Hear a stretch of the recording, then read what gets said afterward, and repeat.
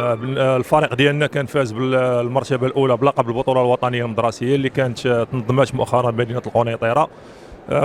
بطوله اللي دازت في اجواء مزيانه.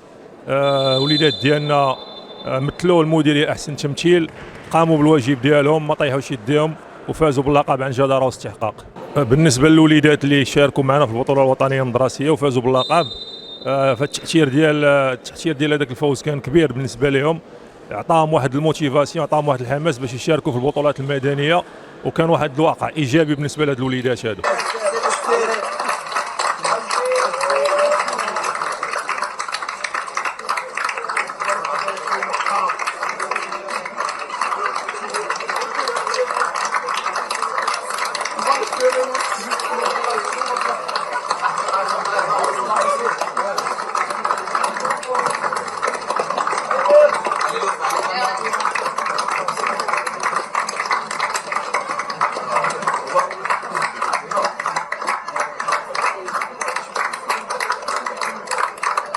الوليدات هادو مقبلين على اجتياز امتحانات البكالوريا.